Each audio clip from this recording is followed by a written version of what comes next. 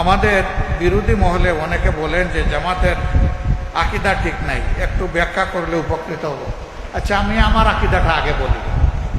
আমার আকীদা হচ্ছে আমার আল্লাহ ওয়াহেদ, তার সমস্ত জাত এবং সিফাতের দিক থেকে তার কোনো শরীক নেই, তিনি লা শরীক। আমার আকীদা হচ্ছে আমার আল্লাহ তাআলার পক্ষ থেকে মানব সৃষ্টির ইতিহাসের সূচনায় আল্লাহ কিছু বান্দাকে নির্বাচিত করেছেন তার নবী এবং পয়গাম্বর হিসেবে। প্রথম নবী হচ্ছেন হযরত আদম আলাইহিস সালাম, শেষ নবী হচ্ছেন মুহাম্মদুর রাসূলুল্লাহ সাল্লাল্লাহু আলাইহি ওয়াসাল্লাম। তারা সকলেই ছিলেন মানবতার উস্তাদ। আমার আকীদা হচ্ছে এই সমস্ত নবী পয়গাম্বরগণ সরাসরি আল্লাহর ওহী দ্বারা নিয়ন্ত্রিত এবং পরিচালিত ছিলেন।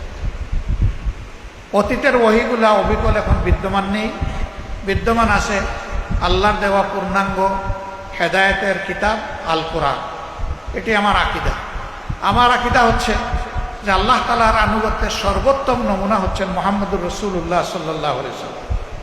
আমার আকীদা হচ্ছে মহান আল্লাহ তাআলা এবং তার হাবিবের আনুগত্যের সর্বোত্তম নমুনা হচ্ছেন সাহাবায়ে কেরাম রিদওয়ানুল্লাহি তাআলা আলাইহিম আজমাইন।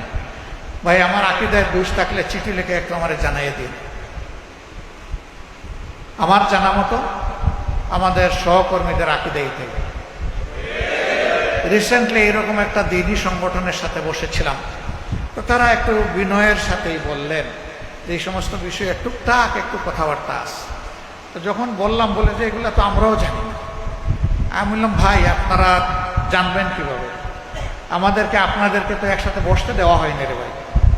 আমরা যদি বসতে পারতাম, যত বসতাম ততই একে অন্যকে আমরা বুঝতে পারতাম, ততই ভালোবাসা বেড়ে যেত, ভুল বুঝাবুঝি দূর হয়ে যেত। আমাদের এই বসা ভালোবাসা যত বাড়বে ইনশাআল্লাহ দিনের ক্ষেত্রে কোনো ভুল বুঝাবুঝি থাকবে না। তো একজন আবেগের আতিশয্যে বলে ফেললো, তাইলে আগামী 8 তারিখের মহাসমাবেশে এই কথাগুলো বলে দেন। আমি বললাম, না, এটা মহাসমাবেশের সাবজেক্ট না। মহাসমাবেশে জনগণ আসবে, এখানে জাতীয় নেতৃবৃন্দ এবং উলামায়ে কেরামের মুখের কথা শুনতে, তারা আগামী দিনের জাতিকে কি নির্দেশনা দিচ্ছে।